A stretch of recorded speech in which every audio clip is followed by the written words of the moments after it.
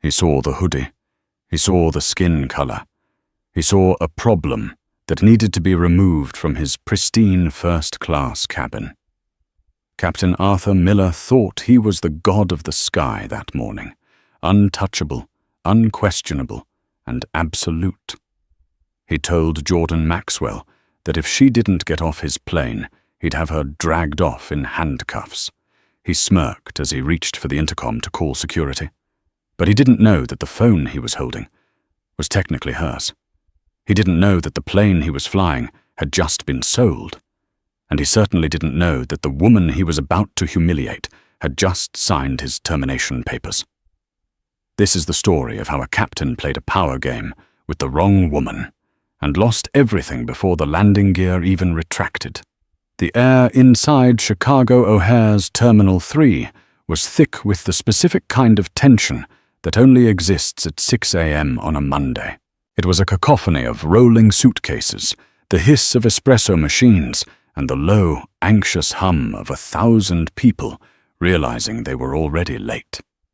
Jordan Maxwell stood near the floor-to-ceiling windows of Gate K4, watching the rain streak against the glass. Outside, the massive Boeing 777-300ER, painted in the deep navy and silver livery of Aero Global, sat like a sleeping beast. Jordan didn't look like the people who usually stared at this plane with a sense of ownership.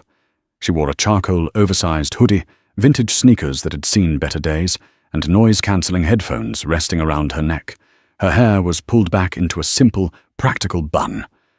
To the casual observer, she looked like a college student flying standby, or perhaps a weary artist heading home after a long weekend. She was neither. At 34, Jordan was a ghost in the corporate world, a fixer for distressed assets who had quietly amassed a fortune in logistics software before pivoting to private equity. But today, she wasn't just an investor. As of 4 a.m. that morning, following a grueling 14-hour negotiation that ended with a digital signature on a secure server in Zurich, she was the majority shareholder of Aero Global. The airline was failing. It was bloated, hemorrhaging cash, and plagued by a toxic leadership culture that started at the top and trickled down to the tarmac. Jordan was here to see the rot for herself, incognito. "Group 1, First Class, and Diamond status members, you are welcome to board," the gate agent announced, her voice clipped and exhausted. Jordan picked up her battered leather duffel bag. She held a first-class ticket, seat 1A. She had paid full price for it, despite technically owning the seat itself. She wanted the full experience. As she approached the priority lane, a tall man in a bespoke suit cut in front of her. He didn't say "excuse me." He didn't even acknowledge her existence. He just slid his Toomey carry-on into the gap she had left, assuming she was in the wrong line. Jordan didn't react. She was used to being invisible. In fact, she banked on it. She reached the scanner. The gate agent, a woman named Brenda, whose name tag hung crookedly, didn't look up. "Zone 5 is boarding later, honey. Step aside." Jordan paused, holding out her phone with the QR code displayed. "I'm in Group 1, Seat 1A. Brenda sighed, a sound of dramatic suffering, and finally looked up. Her eyes scanned Jordan's hoodie, then flicked to the phone. She snatched the scanner, beeped the code, and frowned when the machine flashed a green light. There was no apology, just a grunt. "Go ahead." Jordan walked down the jet bridge. The cold, damp air of the tunnel smelled of jet fuel and industrial cleaner. This was the moment she usually loved, the transition from earth to sky. But today she felt a knot in her stomach. She stepped onto the plane. To her left, the cockpit door was open. Inside, 2 men were going through pre-flight checks. One was younger, likely the first officer. The other was an older man with silver hair perfectly coiffed, his captain's hat resting on his knee. He was laughing loudly, a booming, confident sound that filled the galley. This was Captain Arthur Tex Miller. Jordan knew his file by heart. 30 years of flying, a pristine safety record, and 12 formal HR complaints regarding interpersonal conduct, that had all been mysteriously buried by middle management. He was the highest-paid pilot in the fleet, and he walked around the terminals like he owned the tarmac. Jordan turned right into the first-class cabin. It was only half full. She found seat 1A, a sprawling suite with a lie-flat bed. As she lifted her duffel bag to place it in the overhead bin, she felt a hand on her elbow. It wasn't a gentle touch. It was firm, corrective. "Excuse me, miss." Jordan dropped her bag and turned. Standing there was the lead flight attendant, her name tag reading Patricia. Patricia had a tight smile that didn't reach her eyes, and her posture was rigid. "Yes?" Jordan asked, keeping her voice neutral. "Economy space is severely limited for carry-ons," Patricia said, her voice dropping to a conspiratorial whisper, as if she were doing Jordan a favor. "But you can't store your bag here. This bin is reserved for seat 1A. "I am seat 1A, Jordan said simply. Patricia blinked. She looked at the battered leather bag, then at Jordan's sneakers. The disconnect in her brain was palpable. "Can I see your boarding pass, please?" Jordan pulled her phone out again. Patricia stared at the screen for a long time, as if looking for a forgery. "Oh, there must be a glitch in the system," Patricia muttered, mostly to herself. "We were expecting a Mr. Maxwell." "That would be my father," Jordan lied smoothly. It was a cover she often used to de-escalate fragile male egos in boardrooms. "I'm Jordan." Patricia handed the phone back. Her lips pursed. "Right. Well, get settled then, but try to keep the noise down. We have some very important passengers joining us shortly." The implication was clear. You are not one of them. Jordan sat down. She didn't ask for a pre-flight drink. She simply buckled her seatbelt and pulled out a notebook. She began to write. Timestamp, 6:15. Gate agent dismissive. Lead FA profiled based on attire. Presumed ticketing error. The plane began to fill up. The man in the bespoke suit from the gate sat in 1F across the aisle. He was loudly talking on his phone about crushing the union deal. Jordan noted him down, too. Just as the boarding doors were about to close, the atmosphere in the cabin shifted. Captain Miller emerged from the cockpit. He wasn't just stretching his legs. He was performing. He stood at the front of the cabin, greeting the passengers in 1F and 2A by name. "Good to see you again, Mr. Henderson," Miller boomed, shaking the hand of the suit in 1F. "Smooth sailing to London today. I'll make sure we make up that time in the air." "Thanks, Tex," Henderson laughed. "Keep the turbulence to a minimum. I've got a scotch to finish." Miller chuckled, a sound of pure, unadulterated arrogance. "For you? Anything." Then Miller turned. His eyes scanned the left side of the cabin. His gaze swept over the empty seats and landed on Jordan. The smile vanished. It didn't fade. It was deleted. He looked at her hoodie. He looked at her notebook.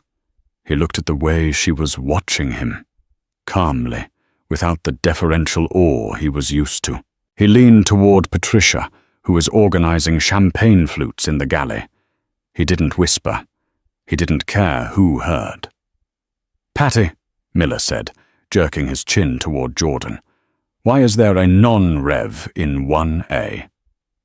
Non-rev meant a non-revenue passenger, usually an airline employee flying for free. It was the only explanation Miller's brain could construct for a black woman in a hoodie sitting in the fleet's most expensive seat. "She says she has a ticket, Captain," Patricia said, her voice nervous. She knew Miller's temper. Miller narrowed his eyes. He took 2 steps toward Jordan. He towered over her seated form, using his height as a weapon. "Let me see your ticket," he demanded. "No, please. No, good morning." Jordan looked up. She didn't flinch. She saw the little red veins in his cheeks, the sign of a man whose blood pressure rose whenever he wasn't in total control. "Good morning to you too, Captain," Jordan said. "My ticket has already been checked by the gate agent and your lead flight attendant. Is there a problem?" Miller's jaw tightened. "The problem is that I don't like liars, and I don't like staff members abusing the privilege system to snag seats they didn't earn. We have a wait list of paying customers for this cabin." "I paid for this seat," Jordan said, her voice hardening just a fraction. "And I am not staff." "Bullshit," Miller spat. The word hung in the quiet luxury cabin like a gunshot. Mr. Henderson across the aisle stopped drinking his scotch to watch. "I've been flying this route for 10 years, Miller continued, his voice rising. "I know the passenger profile. And you're not it. Now, you can either show me your employee ID so I can write you up for insubordination and dress code violation, or you can grab your bag and head back to economy, where you belong. I won't have my premium cabin turned into a break room." Jordan closed her notebook. She placed her pen down with precise deliberation. "Captain Miller," she said, reading his name tag. "I strongly suggest you return to the cockpit and prepare for departure. You are already 5 minutes behind schedule." Miller's face turned a dangerous shade of crimson. He wasn't just angry now. He was insulted. A woman, a girl in a hoodie, was giving him orders on his ship. "Get up," Miller growled. "Now." "No," Jordan said. Miller turned to Patricia. "Call the gate. Tell them we're offloading a passenger. And call Port Authority. I want her escorted off." "Captain, we'll miss the slot," Patricia tried to interject. "I don't care about the slot," Miller shouted, causing several passengers to jump. "I am the captain of this aircraft. I decide who flies, and she isn't flying." He turned back to Jordan, a cruel smirk playing on his lips. "You wanted to play games? Fine. Let's see how tough you are when the cops drag you down the jet bridge." Jordan looked at him. She didn't look scared. She looked disappointed. "Make the call, Arthur," she said softly. "But make sure you spell my name right on the police report." The silence in the first-class cabin was absolute. Even the ambient hum of the aircraft seemed to hold its breath. Mr. Henderson, in 1F, had lowered his phone, his mouth slightly agape, torn between amusement and shock. Captain Arthur Miller stormed towards the cockpit, snatching the interphone from the wall cradle with violent force. He didn't use the private channel to the flight deck. He dialed the gate directly, ensuring his voice carried through the open cockpit door and into the forward galley. "Brenda, this is Captain Miller. I have a disruptive passenger in 1A. Refusing crew instructions. Potential security risk. I need Port Authority at the aircraft immediately. Do not close the door." He slammed the phone back into the cradle and turned back to the cabin, puffing his chest out. He adjusted his tie, re-establishing his dominance. He looked at Jordan, expecting to see tears, panic, or the scrambling of belongings. Instead, he saw her tapping on her phone. "You can text your friends all you want," Miller sneered, stepping back into the aisle, blocking the exit path. "Won't change the fact that you're walking off this plane." Jordan didn't look up from her screen. She was texting, but not to a friend. She was messaging David Thorne, the Chief Operations Officer of Aero Global, who was currently asleep in London. She hit send. "Did you hear me?" Miller barked. He was unaccustomed to being ignored. In his world, when he spoke, first officers scribbled notes and flight attendants scrambled. "I heard you, Arthur," Jordan said, finally locking her phone and sliding it into her pocket. She unbuckled her seatbelt, but didn't stand up. She just shifted to face him fully. "You cited disruptive behavior and security risk. I'm curious, what exactly is the threat I pose? My hoodie, or my refusal to accept your harassment?" "Insolence is a threat to the chain of command," Miller retorted, using a line he'd likely used on junior pilots for decades. "And on this plane, I am the law. If I say you don't fit, you don't fit." "Is that company policy?" Jordan asked coolly. "Or is that the Miller policy?" "It's the same thing," he shouted. At that moment, the sound of heavy boots echoed from the jet bridge. 2 Chicago police officers, accompanied by a TSA supervisor, stepped onto the plane. They looked annoyed. Nobody likes a boarding dispute. "Captain?" the older officer asked. His name tag read Sergeant Kowalski. "What's the situation?" Miller stepped forward, instantly shifting his demeanor. He went from aggressive bully to beleaguered professional in a split second. He pointed a finger at Jordan. "Officer, thank you for coming. This passenger has been belligerent, refused direct orders from the flight crew, and is suspected of using fraudulent credentials to access the first-class cabin. When I asked her to move to her assigned cabin, she became aggressive. It was a masterclass in lying. He used all the right buzzwords: belligerent, fraudulent, aggressive." Sergeant Kowalski looked at Jordan. He saw a calm woman sitting with her hands in her lap. He looked back at Miller. "She looks pretty calm to me, Captain." "It's a facade," Miller insisted. "I want her off. I am exercising my authority under FAA regulations to remove a passenger who threatens the safety of the flight." That was the magic phrase. Once a captain invoked safety of the flight, the police had little choice but to comply. They weren't there to adjudicate. They were there to enforce the captain's will. Kowalski sighed and walked over to seat 1A. "Ma'am, the captain has requested your removal. You need to grab your bags and come with us. We can sort this out at the gate." Jordan stood up. She was tall, almost eye level with the officer. "Officer Kowalski," she said respectfully, "I will comply with you because you are doing your job. But I want it noted on your body camera that Captain Miller has admitted his reason for removal is his suspicion of my ticket validity, not any actual physical threat. Just grab the bag, ma'am," Kowalski said wearily. Jordan reached up and pulled her leather duffel from the bin. As she walked past Miller, he leaned in close, his voice a low, toxic whisper. "Go back to the ghetto, sweetheart. First class is for the people who built this country." Jordan stopped. The air in the cabin seemed to freeze. She slowly turned her head. Her eyes were dark, cold, and utterly terrifying. She didn't yell. She smiled. It was a shark's smile. "I'm glad you said that, Arthur," she whispered back, "because I'm going to make sure the recording of the cockpit voice recorder from the last 10 minutes is pulled before it gets overwritten." Miller laughed. "Cockpit recorders only capture the cockpit, you idiot. We're in the cabin." "Actually," Jordan said, adjusting her bag, "the retrofit on the 777-300 ERs last month included ambient cabin audio sensors for quality assurance in first class. Didn't you read the memo?" Miller's face went slack. He hadn't read the memo. He never read the memos. "Officer," Jordan said, stepping onto the jet bridge, "lead the way." As she walked up the tunnel, escorted by police like a criminal, her phone buzzed. It was a reply from David Thorne. Jordan typed back as she walked. "Bring the legal team on conference call." Back on the plane, Miller was high-fiving Mr. Henderson. "Trash taken out," he bragged. "Now let's get this bird in the air."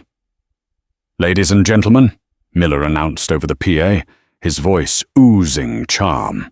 "Apologies for the delay. We had a minor security issue that has now been resolved. We'll be pushing back in momentarily." He went into the cockpit and strapped himself in. He felt invincible. He reached for the thrust levers to begin the engine start sequence. Ding! A message appeared on the ACR's screen, the digital text system used for communication between the plane and the ground. It wasn't a weather update. It wasn't a routing change. It was a message from System Operations Control, SOC. Miller stared at the screen. "What the hell?" He keyed the mic to the tower. "Ground, this is Aero Global 882. We are ready to push." "Negative, 882. The ground controller's voice crackled back, sounding confused. "Company has red-flagged your flight. You are ordered to hold at the gate. Ground stop issued for your specific aircraft." Miller turned to his first officer, a young man named Evans who looked terrified. "What did you do?" Miller snapped. "I didn't do anything, Cap," Evans stammered. The interphone buzzed. It was Patricia. "Captain," her voice was trembling. "The jet bridge is moving back to the door, and there are suits coming down. A lot of suits." Miller unbuckled. "Probably just paperwork for the removal," he muttered, trying to convince himself. "Bureaucracy." He stormed out of the cockpit just as the main cabin door reopened. Standing there wasn't the police. It was the station manager of O'Hare, a man Miller knew well and bullied often. But next to him was a woman Miller didn't know, a severe-looking woman in a blazer holding a tablet, and behind them, walking calmly back onto the plane, was Jordan Maxwell. She wasn't wearing the hoodie anymore. She had taken it off to reveal a crisp, black t-shirt underneath. But it was the lanyard around her neck that caught Miller's eye. It was an Aero Global corporate ID, but it wasn't blue like the pilots, or red like the ground staff. It was black, platinum text, owner, board director. Miller felt his knees go weak. Jordan stepped onto the plane. She didn't look at the police officers who were still hovering by the gate, looking confused. She looked directly at Miller. "Captain Miller," Jordan said, her voice projecting clearly through the silent first-class cabin. "I believe you have something of mine." Miller's throat was dry. "I don't—" "My seat," Jordan said. "1A, and my airline." Captain Arthur Miller stood in the galley, his back pressed against the stainless steel coffee maker. The cockpit door was behind him, a sanctuary he could no longer retreat to. The first-class cabin was a theatre, and every single passenger was now an audience member to his disintegration. The station manager, a balding man named Carl, answering to the sudden crisis, looked nervously between the captain and the woman standing in the aisle. He held a tablet with trembling hands. "Captain," Carl said, his voice cracking slightly, "this is Jordan Maxwell. Her holding company, Maxwell Sherry Logistics, finalized the acquisition of 51% of Aero Global's controlling stock at 4 o'clock this morning. The paperwork was pushed to all station servers 10 minutes ago." Miller blinked. The words were English, but they didn't make sense.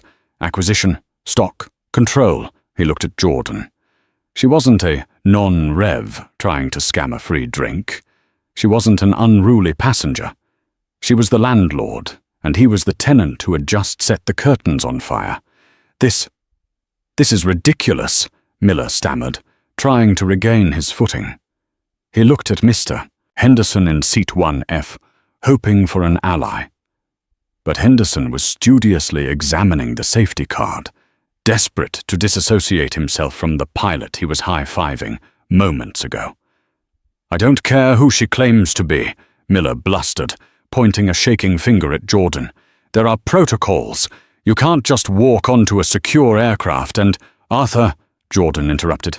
Her voice wasn't loud, but it had the weight of an anvil. "Stop talking." She took a step closer. The lanyard with the black ID card swung gently.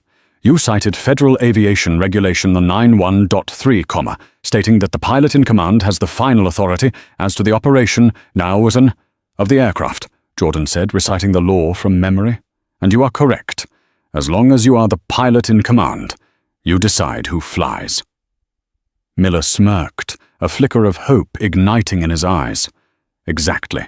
And I say, however," Jordan continued, "Aero Global Company Bylaws, Section 4, Article 12 regarding asset protection, states that the Board of Directors reserves the immediate right to suspend any flight crew member deemed to be a liability to the company's reputation or safety, effective immediately upon verbal notice." She pulled her phone out and held it up. On the screen was a live video call. A man with tired eyes and a messy background of a home office was visible. "Captain Miller," Jordan said, turning the screen toward him. "Do you recognize this man?" Miller squinted. His face drained of color.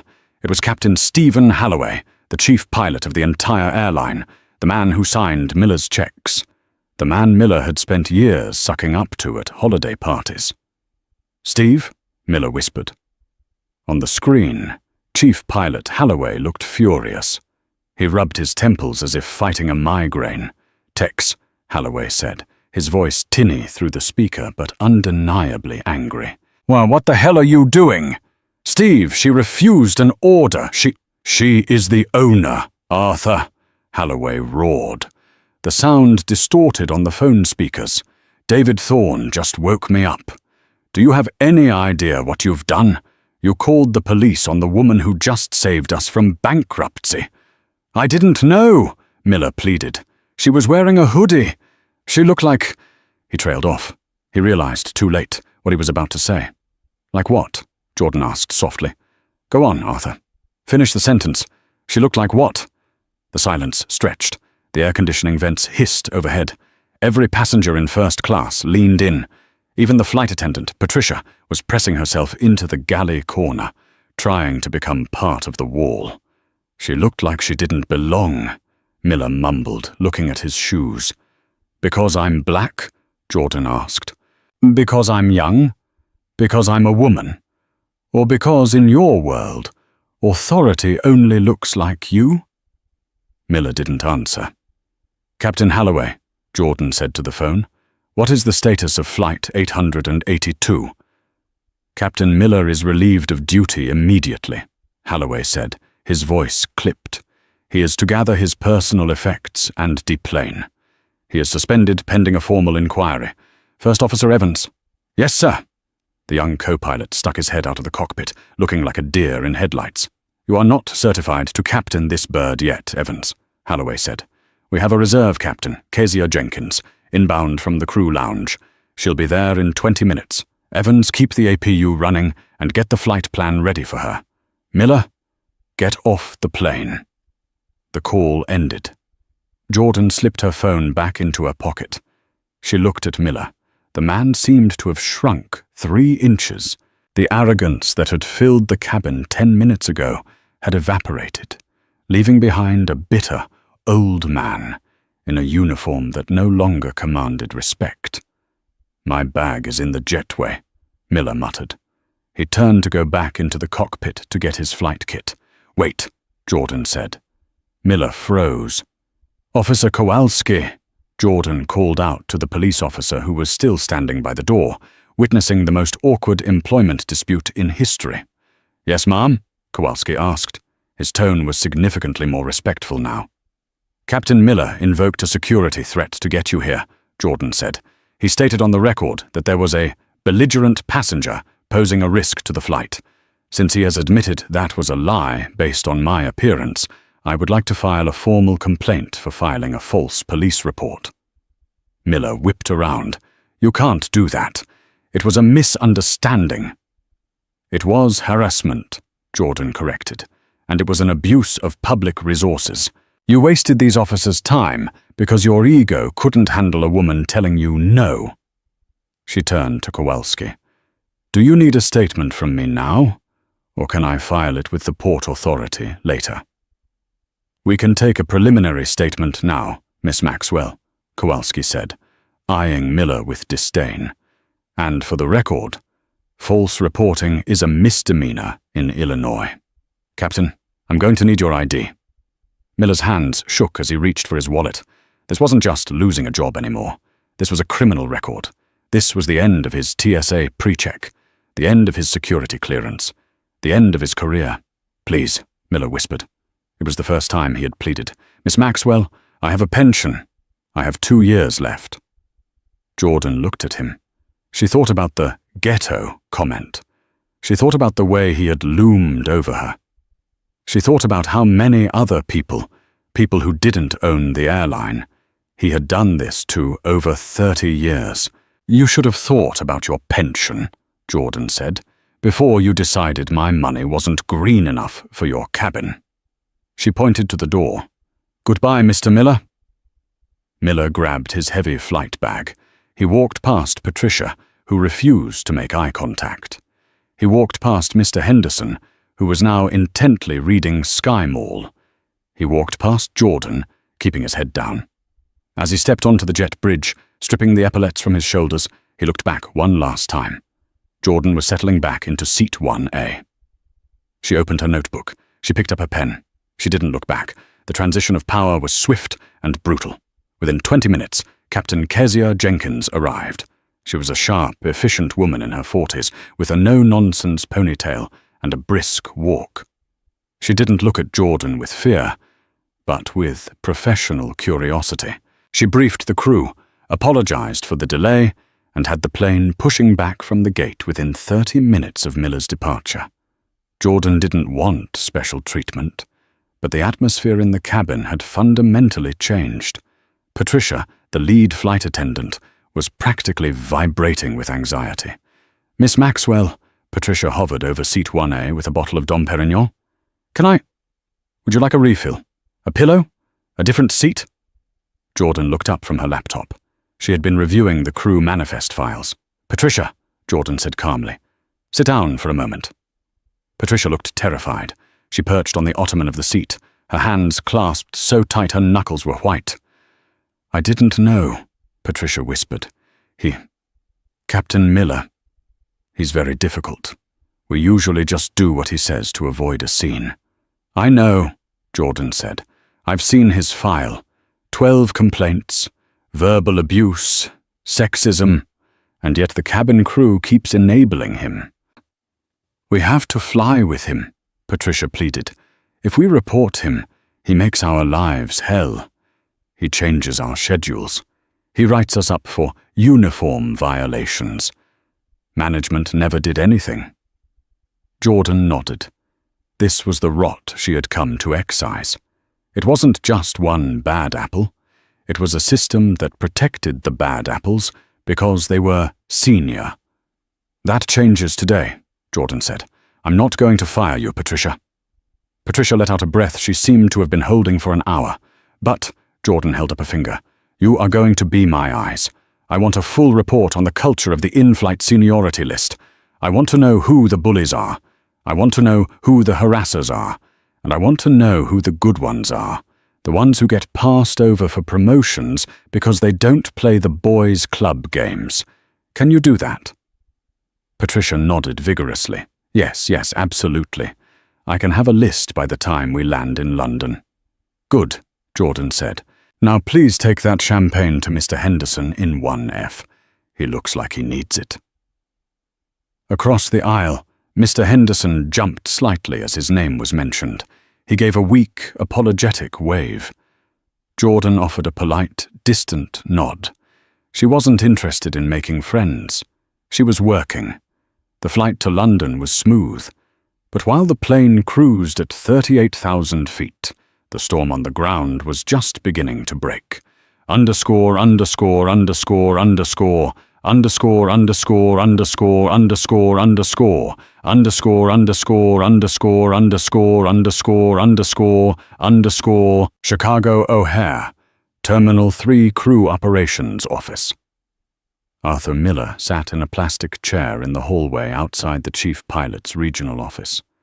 He was still in his uniform pants and shirt, but without the tie, jacket or hat, he looked like a bus driver who had lost his route.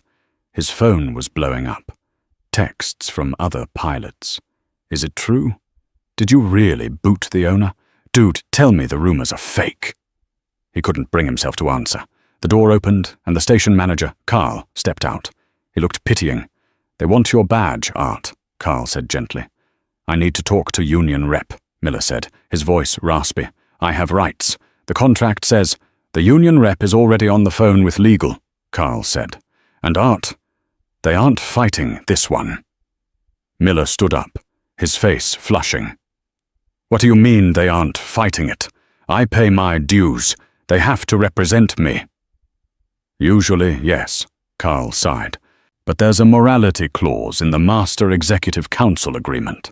Gross negligence causing significant reputational harm to the carrier. There's video, Art." "Video? Someone in row 2 recorded the whole thing. It's on TikTok. It has 3 million views already. The caption is, 'Racist pilot tries to kick off boss, gets owned.' The comments, they're calling for a boycott unless you're gone." Miller felt the room spin. "TikTok? The union isn't going to burn their capital defending you on this," Carl said. "They're cutting you loose to save the rest of the contract negotiations. Maxwell Sherry Logistics is known for being ruthless with unions if they protect bad actors. The union is sacrificing you to save the fleet." Miller handed over his badge. His hand felt light, empty. "What do I do?" he asked. He sounded like a child. "Go home," Carl said. "Update your resume. Maybe cargo flying in Alaska, or a charter service. But you're done with the majors, Art. You're radioactive. Underscore, underscore, underscore, underscore, underscore, underscore, underscore, underscore, underscore, underscore, underscore, underscore, underscore, underscore, underscore, underscore. Somewhere over the Atlantic, Jordan was unable to sleep. The lie-flat bed was comfortable, the duvet was soft, but her mind was racing. She had just bought an airline. That was the easy part. The hard part was fixing it. She walked to the galley. The lights were dimmed. The new captain, Kezia Jenkins, was out of the cockpit for a coffee break while the first officer monitored the cruise. "Miss Maxwell," Jenkins said, surprised. "Everything okay?" "Call me Jordan," she said, leaning against the counter. "And yes, I just wanted to say thank you for stepping in." "It's my job," Jenkins shrugged. She poured a coffee. "Although I admit, seeing Miller get walked off was a career highlight for me." Jordan raised an eyebrow. "You know him?" "Everyone knows him," Jenkins said, her face tightening. "I was his first officer 5 years ago. I was up for a promotion to captain. He wrote a review saying I lacked the decisive temperament for command. It set me back 2 years. Why didn't you contest it?" It was his word against mine. He was a Czech airman. I was a nobody. Jenkins took a sip of coffee. There are a lot of guys like him in this company. They think the cockpit is the last clubhouse. Jordan looked at the dark window, seeing only her reflection and the navigation light blinking on the wingtip. "Not anymore," Jordan said. "So what's the plan?" Jenkins asked. "You're going to fire them all?" "No," Jordan said. "Firing is too easy, and too expensive with severance packages." She smiled, a cold, calculated expression that made Captain Jenkins realize exactly how Jordan Maxwell had become a billionaire by 34. "I'm going to audit them," Jordan said. "Every flight log, every fuel burn report, every sick day, every HR complaint. I'm going to put them under a microscope, so intense that the ones who are incompetent or corrupt will quit just to escape the scrutiny. And the ones who stay, they'll get in line." "And Miller?" Jenkins asked. "Miller is just the first domino," Jordan said. "By the time we land in London, I have a meeting set up with the European investors. I need to show them that the Old Boys Club is closed for business. Miller gave me the perfect marketing opportunity." Jordan paused. "Actually, Captain Jenkins, do you have Wi-Fi access on your iPad?" "Yes." "Good. I need to send an email to the entire company. A memo. Subject line, New Standards of Excellence." "And the content?" Jenkins asked, grinning. "The content," Jordan said, "will be a link to the TikTok video of Miller walking up the jet bridge, with a simple caption, 'Don't let this be you.'" Jenkins laughed. It was a genuine, hearty laugh. "You're dangerous, Jordan." "I'm necessary," Jordan replied. But as Jordan walked back to her seat, a sudden thought struck her. Miller was humiliated, yes. But men like Miller didn't just fade away. They lashed out. She sat down and checked her phone. A text from her personal security detail, Marcus, who was waiting in London. Jordan stared at the screen. Miller wasn't just a bad apple. He was a martyr for every other dinosaur who felt their power slipping away. If they organized a sick out, where hundreds of pilots call in sick on the same day, Aero Global would be grounded. The stock would tank. Her investment would be wiped out. She had won the battle in Seat 1A, but the war for the airline had just begun. She looked at the flight management system screen on the wall. 3 hours to landing. She needed a plan before the wheels touched the tarmac at Heathrow. She needed to break a strike before it even started. She typed a reply to Marcus. "And get me the file on the pension fund. If they want to play hardball, let's see how they like it, when I threaten to liquidate the retirement assets to cover operating costs." She hit send. The plane hit a pocket of turbulence, shaking violently. Jordan didn't flinch. She just tightened her seatbelt. It was going to be a bumpy landing. The cabin lights were dimmed for the night flight, but the glow from Jordan Maxwell's laptop illuminated her face in harsh, blue tones. At 38,000 feet, somewhere over the freezing Atlantic, she was fighting a war on a battlefield that didn't technically exist. Her security chief, Marcus, had been right. The Brotherhood, an unofficial, encrypted WhatsApp group of the airline's most senior captains, was buzzing. Jordan had access to the chat logs thanks to a white hat hacker on her payroll back in Seattle. She watched the messages scroll by in real time. User, Iron Mike, _777. She took out Miller. We can't let this slide. If we let a skirt in a hoodie dictate who flies, we're all done. User, Capt _Viper. I'm scheduled for the JFK LHR run tomorrow. I'm feeling a migraine coming on. Anyone else? User, Heavy Metal. Flu season, boys. It's contagious. Blue flu starts at 0800 Zulu. It was a coordinated sick-out. It was illegal under the Railway Labor Act to organize a wildcat strike like this, but proving it was nearly impossible. If 400 pilots called in sick tomorrow, Aero Global wouldn't just be delayed. It would be paralyzed. The stock would plummet, and the creditors who were already nervous about the acquisition would pull the plug. Jordan would lose everything before she even unpacked her bags. She had 2 hours before landing. She needed to cut off the head of the snake. Iron Mike _777 Sound was Captain Mike Davidson, the union representative and Miller's best friend. He was a legend in the industry, untouchable, wealthy, and vicious. He operated out of the London base. Jordan picked up the satellite phone. She dialed a number that very few people possessed. "David," she said when her COO, David Thorne, answered on the first ring. "I need you to wake up the General Counsel, and I need you to get me the file on the pilot's pension fund, specifically the Supplemental Executive Retirement Plan, SERP. "The SERP?" Thorne asked, groggy. "That's the fund for the top 5% of senior captains. It's separate from the general pilot pension. Why?" "Because," Jordan said, watching the cursor blink on her screen, "I have a hunch that the reason Davidson and Miller are so terrified of me isn't just about respect.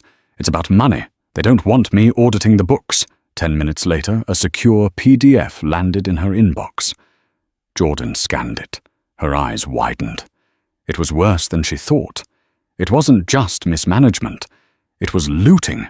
The old guard, Davidson, Miller, and about 50 other senior captains had been voting to allocate surplus company profits into their own exclusive SERP fund for years, while allowing the general pension fund for the junior pilots and cabin crew to stagnate. They were effectively stealing from the younger generation to pad their own golden parachutes. If the junior pilots knew this, there wouldn't be a sick-out. There would be a riot. But she couldn't just leak it. That would destroy the airline's reputation entirely. She needed to use it as a weapon. She looked up the contact info for Captain Mike Davidson. He wasn't flying. He was on layover in London. She dialed his cell. "Who is this?" Davidson's voice was gruff, clearly woken from sleep. "This is Jordan Maxwell," she said. "The woman who just fired your friend." There was a silence on the line. A heavy, dangerous silence. "You have a lot of nerve calling me," Davidson growled. "You have no idea what you've started, little girl. By tomorrow noon, you won't have a single plane in the air. We're going to bleed you dry." "I know about the WhatsApp group, Mike," Jordan said calmly. "And I know about the blue flu. But that's not why I'm calling." "I don't know what you're talking about," Davidson lied. "If pilots are sick, they're sick." "I'm calling about the SERP fund," Jordan said. The silence returned. This time it wasn't dangerous. It was terrified. "I'm looking at the audits, Mike. For the last 5 years, you and the senior committee have diverted 12% of the profit-sharing pool into the SERP. That money was contractually obligated to go to the general fund. You've been robbing your own first officers to pay for your 3rd vacation homes in Florida." That's an accounting interpretation," Davidson stammered. It's complicated. It's fraud, Jordan corrected. And it's grand larceny. Now here is the deal. She paused, looking out at the darkness of the sky. You are going to call off the sick out. You are going to post in that chat right now and tell everyone that the flu has passed. And then you are going to meet me at the Aero Global hangars at Heathrow in 2 hours, alone. And if I don't, Davidson challenged, trying to find his spine.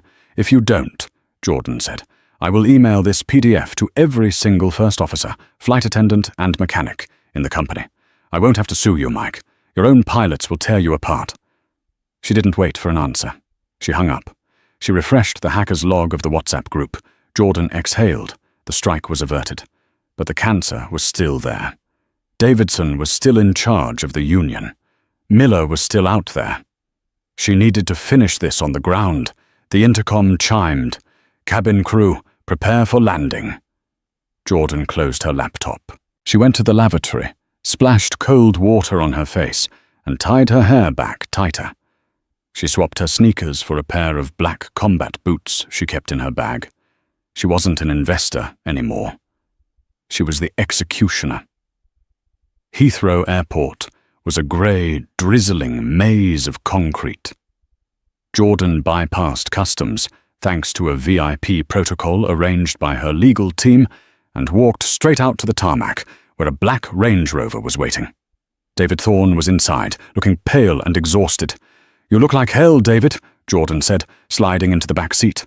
I feel like it, Thorne said. Do you have any idea how close we came to a fleet grounding? The creditors were calling me every 10 minutes. It's handled, Jordan said. Take me to the crew center. The crew center? Thorne asked. Jordan, that's where the pilots hang out. It's hostile territory. Davidson is there. He's rallying the troops. I know, Jordan said. That's why I'm going. The crew center was a brick building on the edge of the airport perimeter. It housed the briefing rooms, the union offices, and a lounge that doubled as a bar for off-duty staff.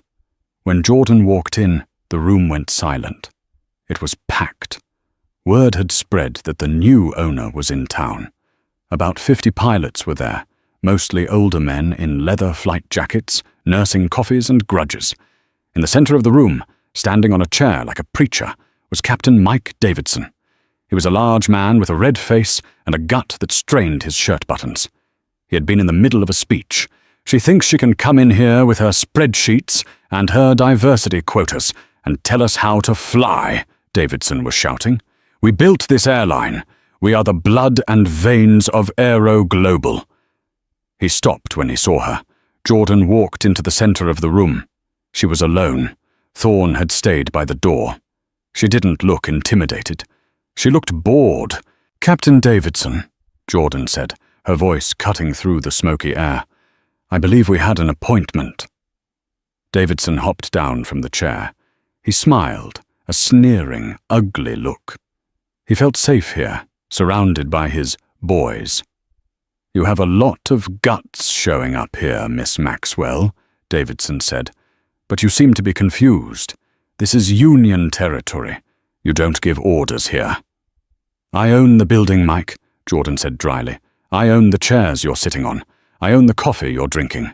You don't own us, a voice from the back shouted. Murmurs of agreement rippled through the crowd. No, I don't, Jordan agreed. And frankly, looking at some of your performance reviews, I wouldn't want to. She turned to face the crowd. She scanned the faces. She saw the division. The older men were angry, but in the back and around the edges were the younger pilots, the first officers, the new hires, the women, the minorities. They weren't angry. They were watching, waiting. Captain Davidson tried to organize a sick-out today, Jordan announced loudly. He wanted to ground the airline to protest the firing of Captain Miller. Does anyone know why Captain Miller was fired? Because you're sensitive, someone shouted. Because he hurt your feelings. Because he threatened to arrest a paying passenger for being black, Jordan corrected, her voice whipping like a lash. And because he cost this company $10 million in brand damage in 12 hours. She turned back to Davidson. But Mike here didn't call off the sick-out because he cares about the company. He called it off because I found his cookie jar. Davidson's face went white. Don't, he warned. You can't discuss confidential. The SERP fund, Jordan said, raising her voice. For those of you under the age of 50, have you ever wondered why your pension contributions haven't seen a matching increase in 6 years? Have you wondered why the profit-sharing checks have been getting smaller? She reached into her bag and pulled out a stack of papers. She threw them onto the table in the center of the room. It's because Captain Davidson and the senior committee voted to redirect your money into their private retirement fund. The room exploded. What? A young first officer stepped forward. He picked up a paper. He scanned it. His face turned red. This shows a $4 million transfer last year alone. He looked at Davidson. Mike, is this true? Davidson was sweating. It's a deferred compensation strategy. It trickles down eventually. She's twisting the numbers. I'm not twisting anything, Jordan said. It's all there. Signatures, dates, bank routings. The men who claim to be your brothers have been picking your pockets. The atmosphere in the room shifted instantly. The anger that had been directed at Jordan suddenly boomeranged onto Davidson. The old guard captains started backing away, trying to blend into the walls. Jordan stepped closer to Davidson. He was trembling now. You have two choices, Mike, Jordan said, loud enough for everyone to hear. Choice A, I hand these files to the fraud division of Scotland Yard and the IRS. You go to prison, you lose your license, you lose your pension. Davidson swallowed hard. And choice B? Choice B, Jordan said. You resign, right now. You and every single member of the senior committee. You retire, you walk away with your basic pension, and you never step foot on an Aero Global property again. Davidson looked at his friends. They were looking at the floor. They knew they were beaten. The younger pilots were closing in, their faces hard. Davidson slumped. I resign. Louder, Jordan said. I resign, he shouted, his voice breaking. Jordan nodded. She turned to the room. The sick-out is over, she said. The Old Boys Club is closed. Effective immediately, the SERP fund is dissolved, and the assets will be redistributed to the General Pension Fund for all employees. There was a stunned silence. Then, slowly, someone started clapping. It was Captain Kezia Jenkins, who had just walked in from the flight. Then the young first officer clapped. Then another. Soon the room was filled with applause, not for the owner, but for the justice. Jordan didn't smile. She just signaled to Thorne. Let's go, she said. I have a board meeting in 3 hours. As she walked out of the crew centre, the rain had stopped. The sun was trying to break through the London fog. She checked her phone. A text from Captain Miller. Jordan typed a reply. She blocked the number. She got into the car. She was exhausted. She hadn't slept in 24 hours. But as she looked out at the tarmac, she saw an Aero Global 777 roaring down the runway, lifting into the sky. It was Flight 882, her flight. It was flying perfectly. The transformation of Aero Global was the subject of case studies at Harvard Business School. The stock price had doubled. The toxic culture that had plagued the airline for decades was being scrubbed away, layer by layer. Jordan Maxwell sat in her office in the London headquarters. The view overlooked the active runway. She was watching a news report on the TV in the corner. In a shocking turn of events, former airline captain Arthur Miller was sentenced today to community service and probation for filing a false police report at O'Hare International Airport earlier this year. The incident, which went viral, sparked a massive overhaul of the airline industry's conduct policies. The screen changed to show Miller leaving a courthouse.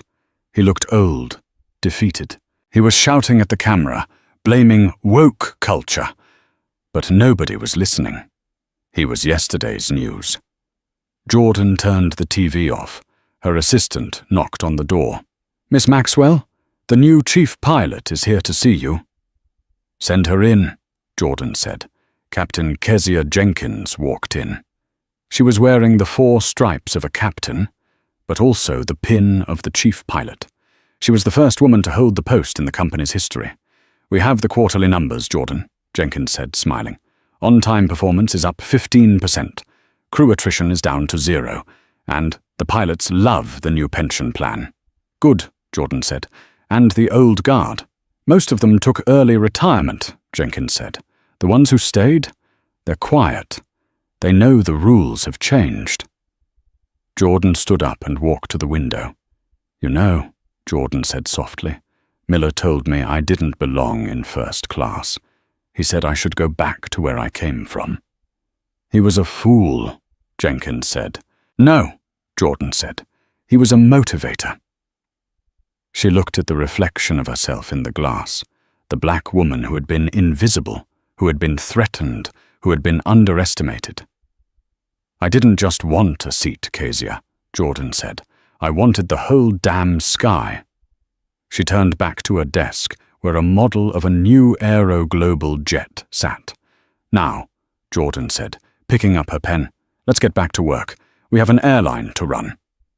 And that is how you handle a bully. Captain Miller thought his badge gave him the right to judge, to belittle, and to discriminate. He thought power was about shouting the loudest. But Jordan Maxwell taught him that real power is silence, strategy, and ownership. She didn't just win a seat. She cleaned house. If you enjoyed this story of high-flying justice and corporate karma, make sure to hit that like button, subscribe, and ring the bell so you never miss a story.